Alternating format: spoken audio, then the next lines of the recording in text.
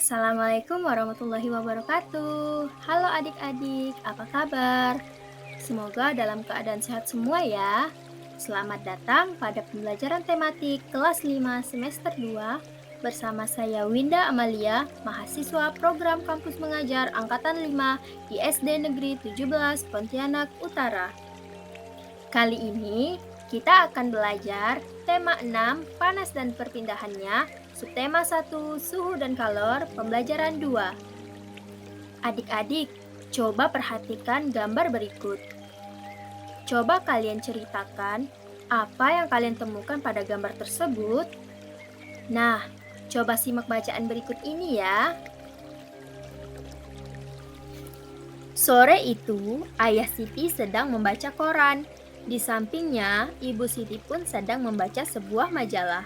Siti pun tak ketinggalan dengan bukunya. Ia asyik membaca.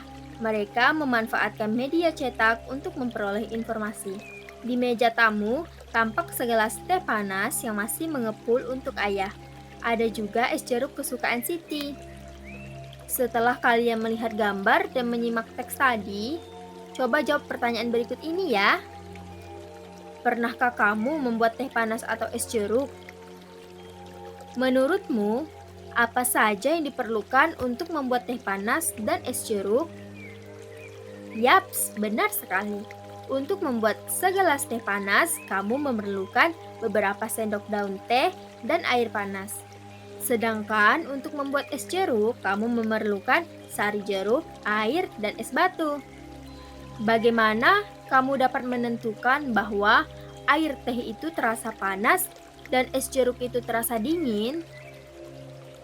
Apakah indera peraba kita dapat menentukan suhu suatu benda dengan tepat? Sekarang, coba simak teks yang berjudul Perbedaan Suhu dan Panas berikut ini. Indera peraba seperti telapak tangan tidak dapat menentukan secara tepat derajat panas dan dingin suatu benda. Tangan hanya dapat memperkirakan panas dan dingin suatu benda. Tangan tidak dapat menjelaskan berapa nilai derajat panas atau dinginnya suatu benda. Pernahkah kamu pergi berkemah ke daerah pegunungan? Ketika malam hari saat kamu berkemah di daerah pegunungan, kamu akan merasakan bahwa cuaca di sekitarmu terasa dingin, sehingga kamu memerlukan jaket tebal untuk menghangatkan tubuhmu. Lain halnya dengan penduduk yang tinggal di dataran tinggi, seperti daerah pegunungan. Mereka tidak terlalu merasakan hawa dingin, karena mereka sudah terbiasa dengan hawa dingin di pegunungan.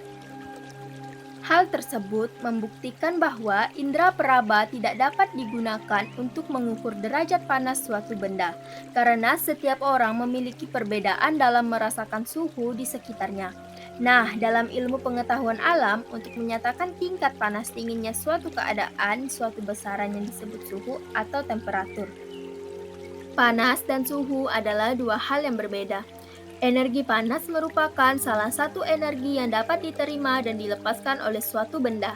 Ketika sebatang logam yang dipanaskan dengan api, batang logam tersebut mendapatkan energi panas dari api. Energi panas membuat batang logam tersebut menjadi panas.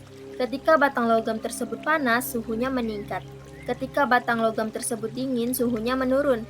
Suhu adalah besaran yang menyatakan derajat panas suatu benda. Suhu suatu benda menunjukkan tingkat energi panas benda tersebut. Satuan suhu yang digunakan di Indonesia adalah derajat Celcius. Alat untuk mengukur suhu disebut termometer. Satuan panas dinyatakan dalam kalori dan diukur dengan termometer. Nah, anak-anak, jadi dari bacaan tersebut kita bisa menjawab pertanyaan di atas ya. Indera peraba tidak dapat digunakan untuk mengukur derajat panas suatu benda karena setiap orang memiliki perbedaan dalam merasakan suhu di sekitarnya. Satuan suhu yang digunakan di Indonesia adalah derajat Celcius. Alat untuk mengukur suatu suhu disebut termometer. Adik-adik, tahukah kalian termometer pertama kali dibuat pada tahun 1592 oleh seorang ilmuwan Italia bernama Galileo Galilei yang menggunakan udara dan air. Pada tahun 1714, ilmuwan Jerman bernama Daniel Gabriel Fahrenheit membuat termometer yang berisi air raksa. Dan pada tahun 1742, ilmuwan Swedia bernama Andreas Celsius menemukan termometer yang menggunakan skala 100. Di Indonesia, termometer yang banyak digunakan saat ini adalah termometer Celsius yang menggunakan ukuran 0 hingga 100 derajat. Untuk mengetahui lebih dalam tentang cara kerja termometer air, mari simak percobaan berikut ini ya. Adik-adik, alat dan bahan yang digunakan untuk melakukan percobaan ini yaitu ada air, pewarna makanan, botol kecil, sedotan bening, lilin mainan atau plastisin, dan kain hangat. Langkah pertama, tuang sedikit air yang telah diberi beberapa tetes pewarna makanan ke dalam botol. Yang kedua, tandai batas atas permukaan air dalam botol dengan menggunakan spidol. Yang ketiga, masukkan sedotan sehingga menyentuh permukaan air dalam botol.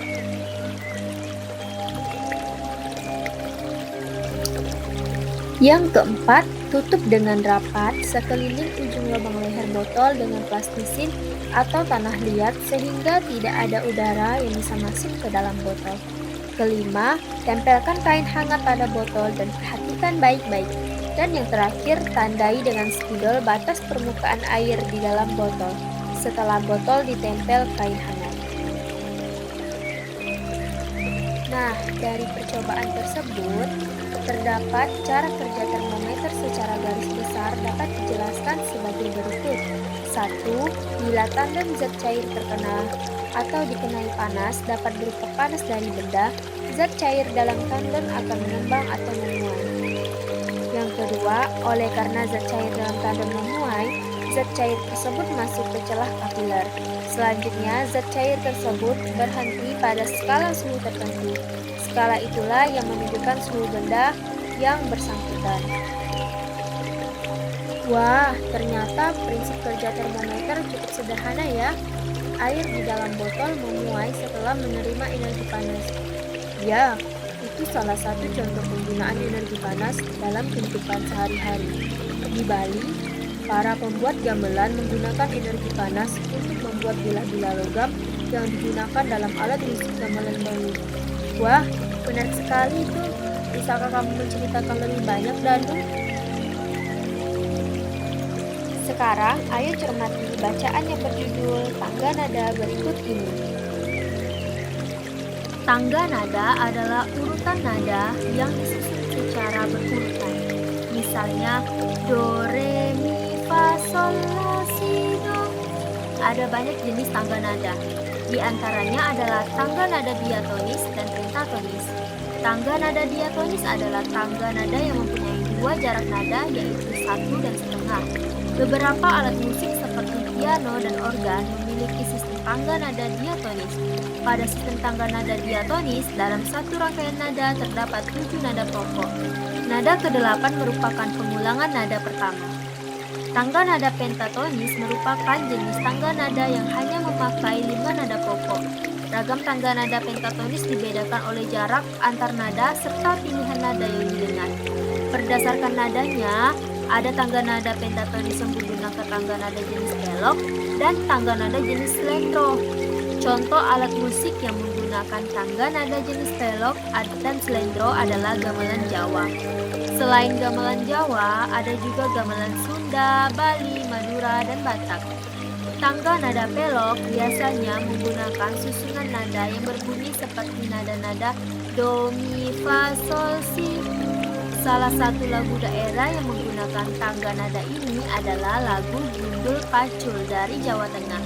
Sedangkan tangga nada slendro biasanya menggunakan susunan yang berbunyi seperti nada-nada do, re, mi, sol, la. Lagu yang menggunakan tangga nada ini memberi pesan gembira dan lincah. Salah satu contoh lagu dengan tangga nada slendro ini adalah lagu Cublak-Cublak Suweng. Selanjutnya, cermati tangga nada pada lagu Cublak-Cublak Suweng dan lagu Gundul Pacul berikut ini, dan nyanyikan kedua lagu tersebut dengan baik. Cublak-cublak suweng, suwenge tengkel emper, mambu ketundong kutel, pak empo lera-lere sopong guyun dele ake sir, Sirpong dele kopong sir, sirpong dele kopong. Jublak jublak suweng, suwenge teng kelenter, mambu ketundung kutil, pak empo lera leri sopong duyu, dele ake sir, sirpong dele kopong sir, sirpong dele kopong.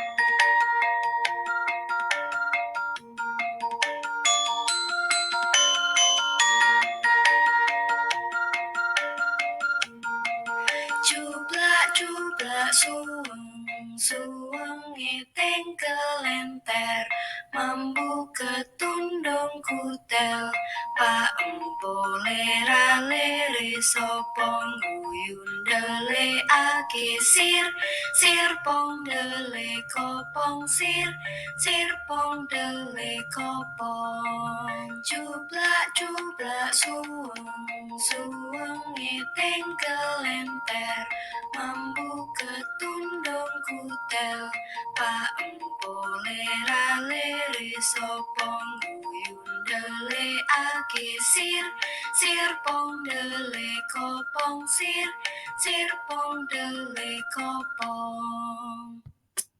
Gundul gundul pacul cul, gembelengan, nunggi nunggi wakul pun, gembelengan, wakul blimpang segane dadi saklakar, wakul blimpang segane dadi saklakar.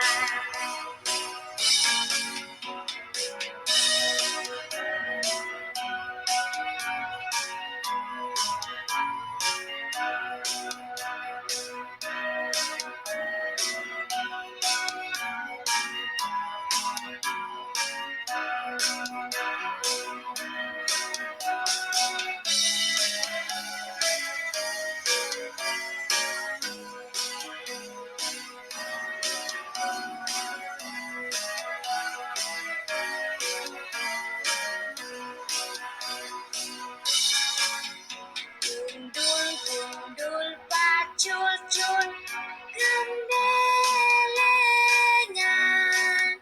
nyunggi nyunggi wakul pun, gembelengan,